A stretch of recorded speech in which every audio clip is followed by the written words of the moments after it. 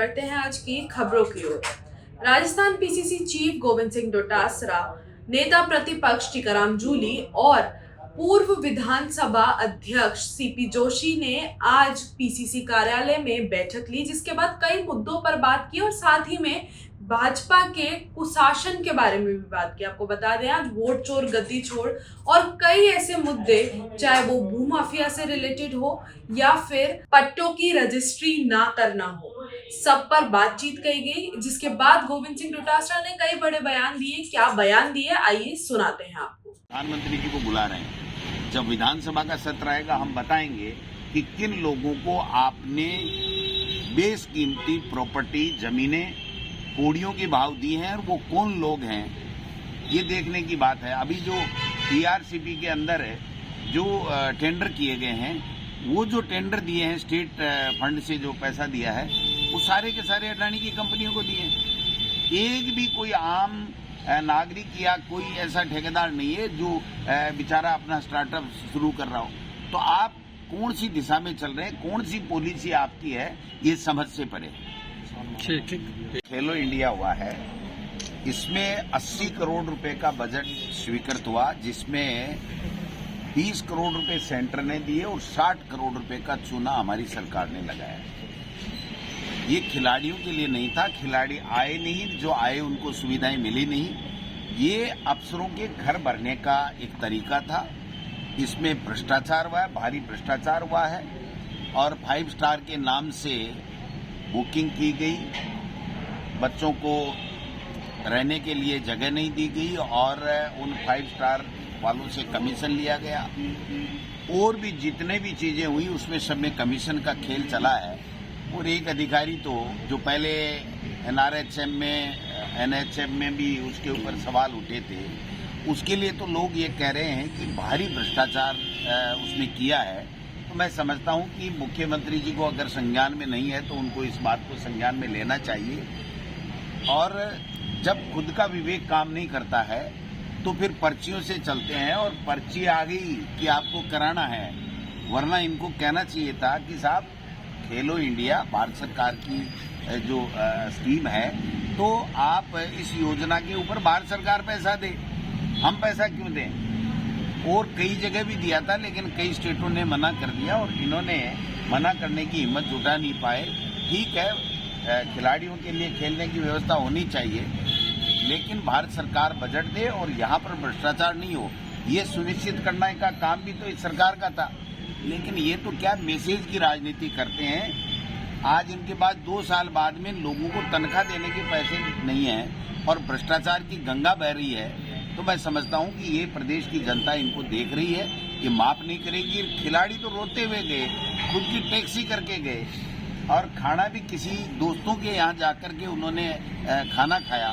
तो फिर किस बात की व्यवस्था थी। केवल ये मोदी जी को बताना कि देखो हमने ये खेलो इंडिया कर दिया और आप राजी रहो और हमारी पर्ची सलामत रहे। तो इस तरीके की व्यवस्थाएं राजस्थान में चल रही है, जो राजस्थान के खिलाड़ियों के लिए और प्रदेश के लोगों के लिए बहुत नुकसान। एक लड़कियां भी जो हमारे हैं तो उनको सबको बुलाया है और उनके फीडबैक ले रहे हैं कि भाई कौन कहाँ से कितने लोग कैसे जाएंगे, उनके लिए साधन की व्यवस्था करनी है, उनके लिए खाने की व्यवस्था करनी है, सर्दियों का मौसम है, उनके रहने के लिए व्यवस्था करनी है और सही समय के ऊपर लोग पहुंच जाएं, क्योंकि राजस्थान से भारी संख्या में लोग जा रहे हैं। इतना उत्साह है कि आप देखना कि उस दिन रेला लगेगा। तो ये सारी व्यवस्थाएं देखने के लिए हमने आज और कल 2 दिन प्रदेश के महत्वपूर्ण नेताओं को बुलाया, उनसे चर्चा करेंगे और वोट चोर गद्दी छोड़ महारैली, ऐतिहासिक रैली होगी।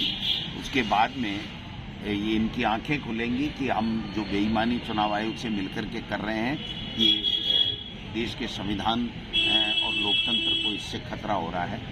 तो आप देख सकते हैं SIR में अभी जो आई है सूचना कि साहब ये हो गए, वो जो मैं कह रहा था वही आंकड़ा हो रहा है। जैसे फॉर एग्जाम्पल सीकर में 60,000 से ज्यादा लोगों को तो ये आइडेंटिफाई नहीं कर पाए। वो तो शिफ्ट ASD तो अलग है, ASD का अलावा आइडेंटिफाई नहीं कर पाए और समय अवधि इनकी पूरी होगी। तो ऐसा पूरे प्रदेश में हुआ होगा कि उनको आइडेंटिफाई नहीं कर पाए तो आप फिर क्या किस बात की SIR कर रहे हैं? किसी को वोट से वंचित करने का मतलब है, इससे बड़ा कोई लोकतंत्र के लिए कोई खतरा नहीं हो सकता है। तो ये जो साजिश रच रहे हैं अपनी राजनीतिक रोटियां सेकने के लिए, देश के लिए खतरनाक है। हमने नोटबंदी में देखा, लेकिन अपने आधार कार्ड को लाइन में लगा रहे हैं। गैस सिलेंडर खाली को भराने के लिए तो हमने बहुत देखा था कि भाई सिलेंडर बारी आ जाएगी तो हम भरा लेंगे, लेकिन खाद के कट्टे लेने के लिए किसान को अपने आधार कार्डों की लाइन लगानी पड़ेगी, और वो भी 200, 300 आधार कार्डों की, 400 की। और वहां जब पता लगता है कि 10 या 15 आदमियों को खाद मिलने के बाद में वहां पटबंद हो जाते हैं, जैसे रात को भगवान के पटबंद होते हैं ना, वैसे पटबंद हो जाते हैं। और उसके बाद में उसके ऊपर अगर वो डिमांड करता है कि साहब मैं तो लेने आया हूँ, 10 दिन से परेशान हूँ, तो उसकी लाठियां बरसाई जाती हैं। इससे बड़ा दुर्भाग्य कोई हो नहीं सकता। ये तो पोपाबाई का राज है, जिसमें लूटो, खोसो, खाओ, मौज उड़ाओ, राज तो यूं ही चलेगा। और दिल्ली बैठक की तैयारी, दिल्ली में जो बड़ी रैली आज भी रखी हाँ, आज तो घुसपैठिए घुसे किसके समय में? 10 साल में क्या कर रहे थे? खुद ही घुसपैठिए बने बैठे थे। आप बताओ, खर्रा जी को कहो कि भाई 10 साल में कितने घुसपैठिए आपने निकाले, तो वोट नहीं देगा, तो वो सब घुसपैठिया है। भारत की नागरिकता चेक करने का अधिकार चुनाव आयोग का नहीं है। ये तरीका नागरिकता चेक करने का नहीं है। ये केवल भारत का नागरिक है, वो आदमी एक वोट देने का अधिकार रखता है। तो नागरिकता ये चेक कर रहे हैं कि चुनाव आयोग से करवा रहे हैं? ज्ञानेश कुमार जी कर रहे हैं कि नागरिकता चेक? और फिर कितने को निकालते थे बता। अच्छा, वोट नहीं देगा मान लो, तो क्या उसका वोटर लिस्ट में नाम नहीं होगा तो क्या उसको पैक करेंगे जैसे अमेरिका ने भारतीयों को कर दिया? क्या ऐसा है इनका विचार? क्या कर सकते हैं ये? यहाँ जिसका वोट नहीं होगा, अभी देखना 29 लाख के लगभग ये वोट हैं, उसमें से शिफ्ट को निकाल दो, तो क्या उन सबको वोटर लिस्ट में नाम नहीं होगा? उसको इस फरवरी के बाद में, 9 फरवरी के बाद में क्या भारत से, इंडिया से पैक करके कहीं दूसरे देशों में भेजने वाले हैं? ये सब जुमलेबाजी है, फालतू की बातें हैं, षड्यंत्र है सत्ता लूटने का। पहले लूट लिया, इसलिए इनका मन चला हुआ है कि अभी भी लूट लेंगे। ठीक है।